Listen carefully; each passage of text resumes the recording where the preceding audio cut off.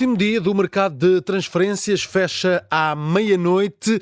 É também um dia em que ainda temos futebol, ainda temos a 20ª jornada em andamento. Rio Ave, Futebol Clube do Porto, jogo grande do dia de hoje, 8h45, para acompanhar com relato em direto aqui na Rádio Observador.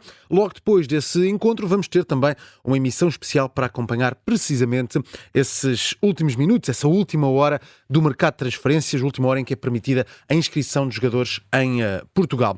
Antes disso, já vamos mais à frente a esses dois temas. Antes disso, vamos aos jogos de ontem, de Sporting e Benfica. Realidades diferentes. O Sporting jogou em casa, venceu de forma tranquila, podemos dizer isto, por 3-1, apesar do Farense ainda ter reduzido antes do intervalo. O Sporting acabou por fazer um jogo em que consegue essa vitória de forma mais tranquila. O Benfica, um jogo com muitas incidências, uma vitória por 3-2 a jogar no terreno do Estrela da Amadora. E o campeão é de hoje. Temos Gabriel Alves, Augusto Inácio, Bruno Rosário e Pedro Henriques. Eu sou Miguel Cordeiro. Bruno Rosário, vamos começar precisamente por estes encontros. O que é que achaste das exibições de Sporting e de Benfica? O Sporting vinha de uma semana em que tínhamos notado os jogadores muito cansados, com algum desgaste, e isso também a provocar lesões. Ontem mais uma de Jenny, ainda à espera de saber o tempo de paragem. O Benfica, apesar de ter uma semana com essa vitória importante frente às Juventus, ontem também mostrou esse cansaço que as equipas portuguesas vão tendo nesta fase do campeonato. Cansaços diferentes. Parece-me que o Benfica está a atravessar há muito já um cansaço emocional em determinados períodos de jogos, e o Sporting é claramente um cansaço físico, não há outra maneira de descrever. Embora, também seja importante também dizer, a lesão do Jenny não é uma lesão muscular, é um entorse, pode acontecer num treino, num jogo, não é propriamente aquele tipo de lesão que faz soar alarmes, como algumas já fizeram soar. Resumindo muito os jogos, que é para termos tempo de falar de tudo hoje, eu diria que a versão do Sporting no início da temporada iria golear o Farense por uma razão muito específica, que é, poderia dar continuidade à primeira meia hora de jogo. E quando o Sporting consegue ter frescura, ou seja, quando as pernas conseguem responder àquilo que a cabeça pensa, e isso aconteceu na primeira meia hora de jogo, com o Sporting muito intenso, sobretudo muito rápido quando perdia a bola. O Farense praticamente não passou do meio campo. Quando consegue prolongar esse estado, está sempre muito mais perto de marcar, está sempre muito mais longe de sofrer e, portanto, está também muito mais perto de acabar mais cedo os jogos. Sim. E penso que foi isso que aconteceu. Na segunda parte, pela questão física, pela falta de soluções perante tantas lesões, aquilo que o Sporting tentou fazer foi controlar o jogo com bola. E, portanto, uma vitória inequívoca, que até poderia ter outros números, mais uma vez uma exibição muito condicionada com aquilo que é a parte física. Em relação ao Benfica, eu diria que o Estrela deu 2 brindes ao Benfica em 10 minutos, até mesmo o 3-1 de Pavlidis poderia projetar o Benfica para uma exibição com outro brilho e com outros números em termos de vitória. Aquilo que eu vi foi um Benfica novamente a ir buscar os seus fantasmas, um Benfica que decresce muito em termos de qualidade quando sai Di Maria, e isso continua a ser um problema muito visível. Um Benfica que tem a estreia de Manu Silva muito elogiada por toda a gente, mas esquecendo-se que aquele que para mim foi de longe o melhor jogador em Turim ficou no banco. A questão é como é que, e se é possível, Bruno Lage compatibilizar Florentino e Manu Silva no mesmo 11, porque há essa outra parte. Florentino não jogou, Manu Silva brilhou porque Florentino não jogou. E depois um outro dado que para mim também me parece muito importante, que é a reação de Bruno Lage depois do segundo golo do Estrela. E aquilo que me parece é que cada vez mais Bruno Lage orienta uma equipa para dentro, mas a pescar sempre o olho às bancadas, muito provavelmente inescaldado com aquilo que aconteceu em relação ao áudio e toda a repercussão que esse caso teve. Não é normal, ou seja, eu percebo que um treinador fica à beira de um ataque de nervos pela maneira como o Benfica sofreu aquele gol. Não é normal continuar com aquele tipo de reações que qualquer pessoa friamente olha e percebe que não é uma reação espontânea, é uma reação para a bancada, para as pessoas verem. E eu diria que o Benfica tem de estar mais preocupado com o seu jogo para tentar ser ainda campeão, que tem todas as hipóteses, do que propriamente em tentar passar mensagens para fora, para as bancadas, para quase se defender quando as coisas não correrem tão bem. Muito bem. Gabriel Alves, uma jornada em que Benfica e Sporting venceram. Estamos numa jornada que é muito importante também por estar antes de um clássico. Na próxima sexta-feira, já na sexta-feira, há um Futebol Clube do Porto Sporting. E para os Leões, então, é importante ter vencido este jogo antes desse clássico. É importante, muito importante, e também o Futebol Clube do Porto hoje, em Vila do Conde, vai ter que fazer-se à vida. Obviamente, quando se fala, e já lá iremos certamente no mercado, com a perda daquilo que é o seu jogador mais pendular nesta altura, que é Nico Gonzalez, mais esclarecido em termos futebolísticos dentro daquilo que é uma dinâmica de futebol, estratégia de futebol, obviamente, mas em relação àquilo que eu disse o Bruno, em relação ao Sr. Lage, treinador do Benfica, ao Sr. Bruno Lage, treinador do Benfica, é para a bancada e também como ator de TV. Também como ator de TV, porque é para o país, não é verdade? E não só, onde a televisão é vista. Não sei se lá no Botafogo vê, também lá na Inglaterra no Wolves se vê, portanto, é isso. De resto, é um Benfica que defrontou uma equipa muito fraquinha, e obviamente teve os problemas que teve. Realmente uma equipa que é candidata ao título sofrer 2 golos daqueles, marcando 2 que são prendas autênticas do adversário. Enfim, é aquilo que há. Quanto ao Florentino, eu pergunto, é para vender? Será que sai ainda nas últimas horas? Não sei, vamos ver. Quanto ao Sporting, o Farense também é aquilo que é, está a melhorar, e o Sporting acabou por, isto de acordo com tudo o que o Bruno acabou de referir, não me vou adiantar muito mais. A verdade é esta, há um Sporting Porto no próximo fim de semana, na próxima sexta-feira. Esperemos que seja um Sporting Porto que anime este campeonato, pelo menos aquilo, não é só naquilo que é a pontuação, naquilo que é o jogo jogado. Muito bem. Olhando aqui para estas exibições, Augusto Inácio, o que é que achaste também de Benfica e Sporting? Se também vês aqui esta questão dos dois desgastes, um mais psicológico, outro mais físico? É isso. Boa tarde a todos. É verdade. Cada vez que há uma competição europeia, neste caso da Champions, nota-se logo no jogo a seguir esse esforço desses jogos. Eu diria que o Sporting ganhou, tranquilamente, calmamente, é um Farense que luta para não descer de divisão e que está a passar também por grandes dificuldades, mas o Sporting, com tantos problemas que tem tido a nível de lesões, e ontem teve mais uma que achou lá que não seja assim tão grave, porque aquele tipo de lesões a gente põe as mãos à cabeça e prevê o pior, vamos ver se não é isso que acontece. Mas para também Gênio Catano, e o Sporting tem um banco só de meninos, tem poucas soluções, mas foi o Sporting mesmo assim autoritário na primeira parte, tirando os últimos 10 minutos do primeiro tempo, em que o Farense foi uma vez à baliza e acabou a fazer um golo. Ficou ali a sensação de que podia discutir o resultado na segunda parte, mas na segunda parte o Sporting só marcou mais gols também porque não calhou, e apareceu um Arder muito bem, tanto no primeiro gol na assistência, como também no gol com o peito.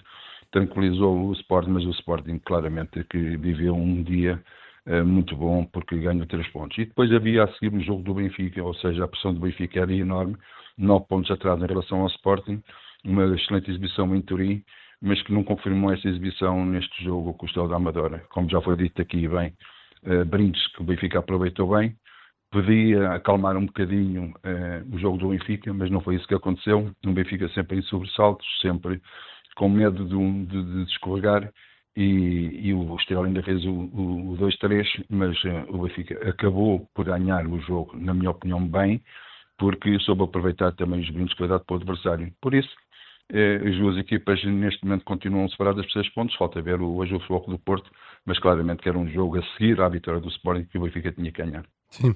Pedro Henriques, as tuas notas sobre estes 2 encontros, antes de irmos também daqui um bocadinho ao Futebol Clube do Porto?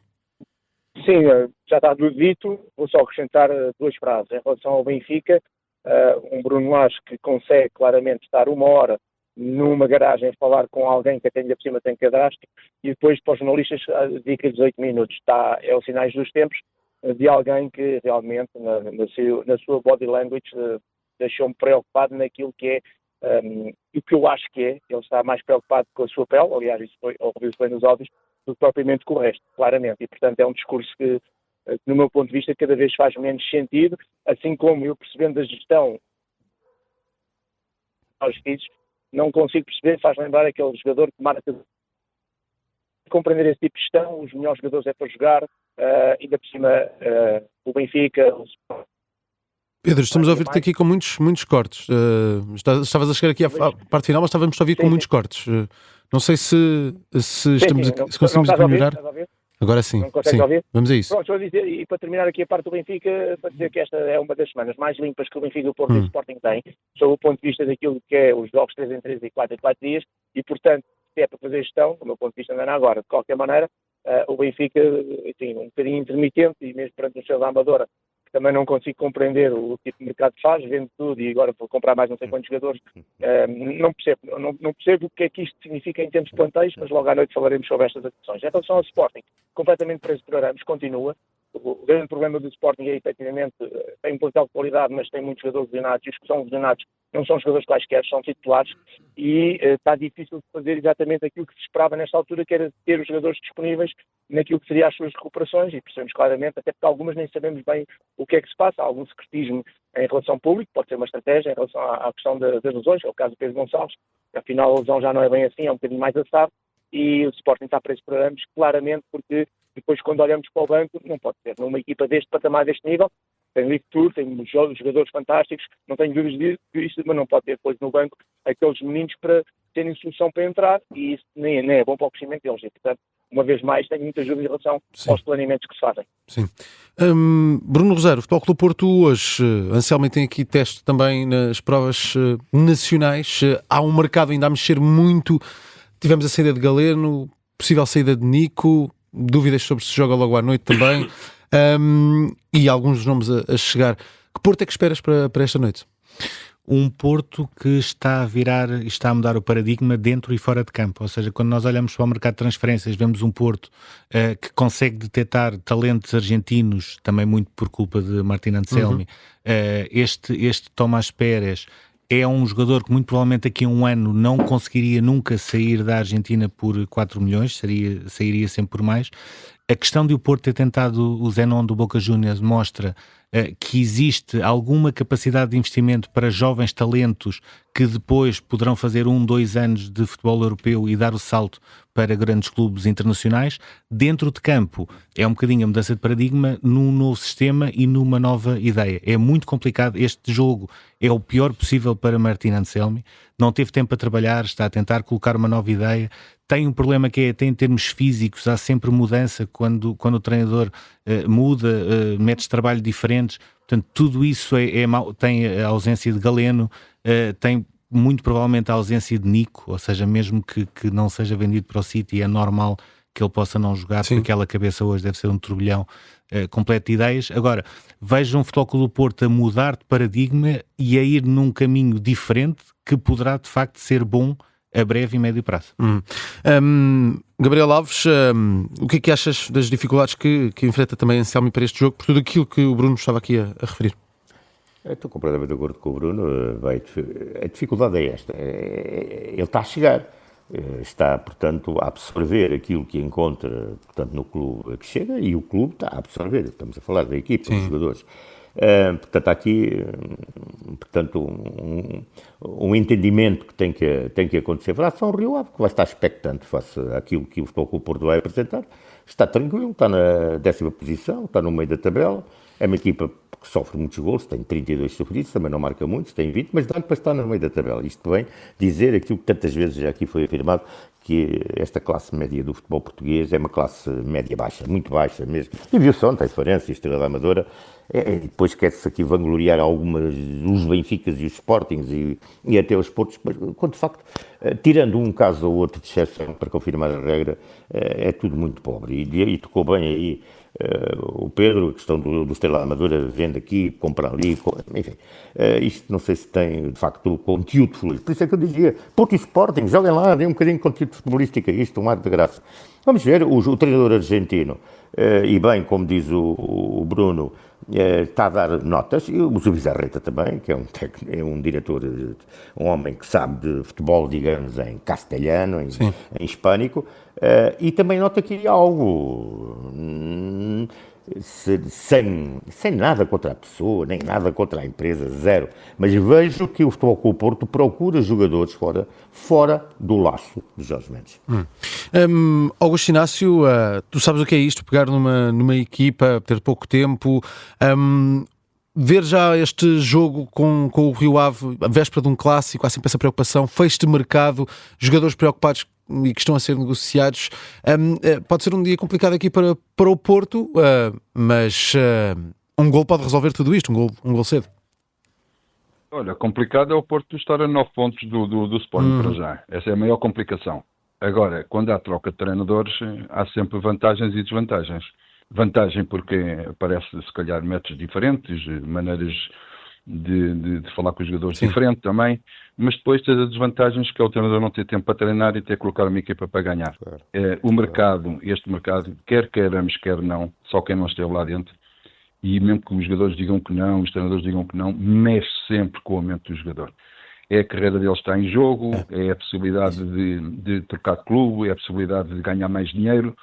Enfim, é tudo um momento em que o jogador está a ouvir, se calhar, aquilo que os colegas estão a dizer no almoço ou no pequeno almoço, mas a cabeça está, eles estão a falar, mas a cabeça está nessa onda.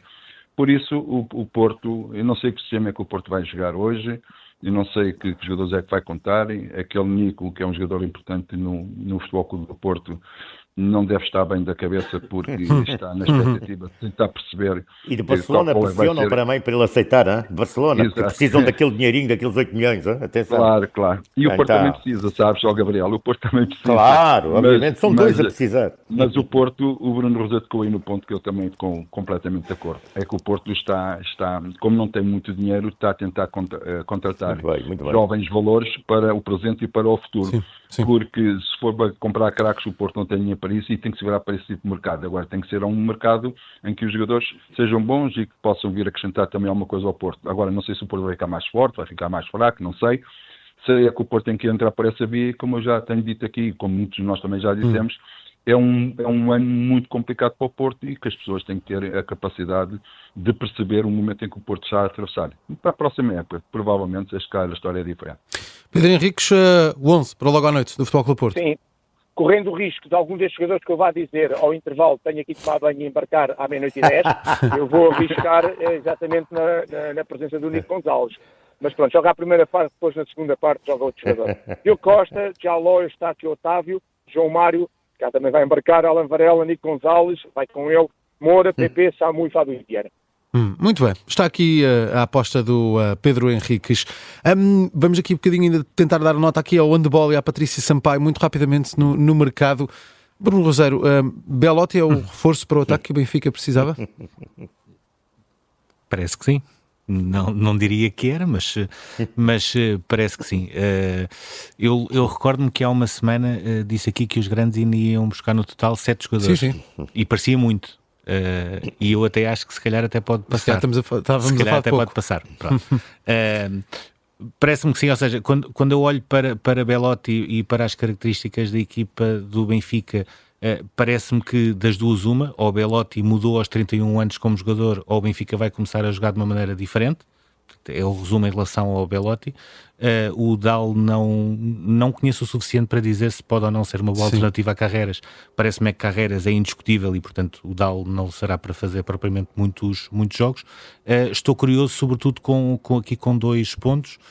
Ponto 1, a possibilidade do Sporting ir ainda buscar um outro jogador além do Biel, até porque está a ser aqui uma tarefa muito ingrata para o próprio Hugo Viana, que esteve muito bem nos últimos mercados, mas que agora neste mercado, por exemplo, atrás direito já foram 3 que passaram ao lado. E depois tem um outro problema que é o Sporting cada vez necessita mais de reforços, porque cada jogo que faz é mais uma ausência que vai ganhando, e pelo meio há aqui também esta contratação por parte do City do Vítor Reis, que percebemos que o Hugo Viana também já teve dedo, ou seja, imagino que deva ser um dos dias mais complicados para o Hugo Viana, até por ser o último dia, em termos práticos, de Sporting de Hugo Viana. E acredito que, além do Biel, o Sporting ainda vai tentar contratar um lateral. Depois, um outro ponto que tem a ver com o Nico Gonzalez e com esta novela do City. Ponto número 1, acho que o City teria mais a ganhar por dar, isto pode parecer um exagero o que eu vou dizer, mas para aquilo que o City quer, mais valia dar 80 milhões pela cláusula do Ullmann do que 50 ou 60 pelo Nico Gonzalez. Sobre isso não tenho dúvidas nenhumas. Se o Nico Gonzalez sair, não sei se o Tomás Pérez consegue logo agarrar aquele lugar. Tenho essa curiosidade. Tenho também curiosidade de perceber este avançado brasileiro, William, que voltou que chegou agora ao Futebol Clube do Porto, se consegue entrar já na dinâmica da equipa, e perceber também até que ponto é que o Futebol Clube do Porto consegue, mesmo que não seja agora, garantir o Zenon do Boca Juniors, porque eu diria que é de facto um craque que estaria para vir para Portugal. Vamos às nossas notas de campeão, se quiserem atribuir também nomes do mercado, e aqui há as grandes prestações da nossa seleção de handball, e a Patrícia Sampaio completamente disponível para alargar aqui o espaço das notas. Gabriel Alves, campeão do dia. Olha, vou voltar a deixar a nota forte, alta, à seleção de handball, tenho vindo a deixar, portanto, nos programas, vou dar 20, porque, acima de tudo, mostrou ao país futebolístico que há mais desporto para além do futebol, e isso é fundamental, independentemente de tudo o mais que já aqui foi dito, sobre esta participação e sobre aquilo que é o desporto em Portugal. Quero deixar aqui uma nota para Jorge Mendes, eu tenho que lhe deixar, é na Itália, nos jornais italianos. Olha, ontem que ele disse, um jantar com a família, depois foi apagado das redes sociais, é o jogador da Juventus, portanto, ele está com os grandes jogadores, sem dúvida, portanto, uma boa nota para ele, 15. Quero dar uma nota 12 ao Artur Cabral, falhou o penalti, mas eu dou-lhe 12, porque então tenho que dar 10 ao João Félix, portanto, e tinha que dar 8 ao Baggio, 8 ao Zélio, 8 a tantos, porque já ouvi tanta crítica porque ele não marcou o penalti, ou vai haver tantos craques que não vão marcar penaltis, vão falhar. E quero deixar aqui uma nota, o João Félix andava despercebido, olha, parece que vai para o Milão. Eu, depois de ver o Inter Milão de ontem e de o ter comentado, eu pergunto, em que lugar é que ele vai jogar? Ora bem, naquilo que é a tática do Sérgio Conceição, olha, para esse jogo, fica a minha nota, foi um belo clássico, 16. Augusto Inácio? Olha, nota 20 para a Patrícia Sampaio, que realmente elevou isso de maneira ao jogo português no Grande Slam em Paris. Também para a seleção de handball, claramente, nota 20, fez um trajeto fantástico, extraordinário, que encheu de orgulho todos nós. E também queria dar nota 18 para o Arder, porque o Guilherme não joga, mas o Arder está a fazer o seu papel, fez uma assistência, fez um gol com o peito, é um jogador que não podemos esquecer, só tem 19 anos, mas está a dar muito ao Sporting e claramente merece este destaque. Pedro Henriques. Nota 20 para o ouro da Patrícia Sampaio, nota 20 para o handball da seleção, porque não ganhamos a medalha, mas ganhamos naquilo que é o mais importante, na honra, no mérito, na competência, na qualidade e naquilo que é tão nosso, que é assim que nós somos portugueses, desta forma, desta maneira e com muito orgulho. Bruno Rosário, para fechar. A Patrícia Sampaio também, com a curiosidade de ter ido novamente a Paris buscar o ouro, que não foi o Olímpico, mas acredito que em Los Angeles possa ser. Uma nota 17 aqui para o Mathieu Van Der Poel, 7ª vez campeão mundial de ciclocross, e sobretudo aqui uma questão que é o ícone do novo ciclismo, ou seja, há um artigo muito interessante hoje do Le Parisien a falar sobre isso. E em relação ao handball, gostava de dar uma nota 0 aos responsáveis dos Dallas Mavericks, ou seja, dispensar o Doncic para os Lakers é uma brincadeira. É um mercado que funciona muito diferente do nosso. É um mercado que funciona diferente do nosso, mas é uma bomba autêntica. Pronto, que aconteceu. Nem mesmo nos meus tempos de faculdade, depois de uma grande ressaca, eu conseguiria pensar numa coisa dessas. Eles conseguiram. E gostava de destacar aqui 2 nomes na seleção de handball, Vitória Torriza e Capdeville. O Capdeville não é normal num jogo de atribuição de medalha de bronze fazer 10 defesas na segunda parte. O Iturriza, porque aos 34 anos conseguiu sair finalmente e de vez da sombra do Salina, do Alexis Borges, etc. E entrar mesmo no set ideal desta competição do Mundial. Ponto comum que juntam aos dois, o Iturriza era o melhor amigo do Quintana, o Capdeville ainda hoje, quando vai ao Dragão jogar pelo Benfica, acaba o jogo e está a brincar com a filha do Quintana. Acho que nunca é demais recordar alguém que partiu demasiado cedo e que acho que vai ser sempre a cola desta seleção de handball, que nas próximas competições de certeza absoluta que vai lutar pela... Não digo pelo ouro, porque existe uma Dinamarca, mas vai lutar por medalhas. Está feita a edição de hoje de E o Campeão é. Não esquecer, logo à noite há um jogo para acompanhar em direto aqui na Rádio Observador. Esse Rio Ave Futebol Clube Porto, o jogo é às 8h45, emissão especial depois do Jornal das 8. Logo depois desse encontro há a última hora do mercado de transferências também para acompanhar em direto aqui na Rádio Observador.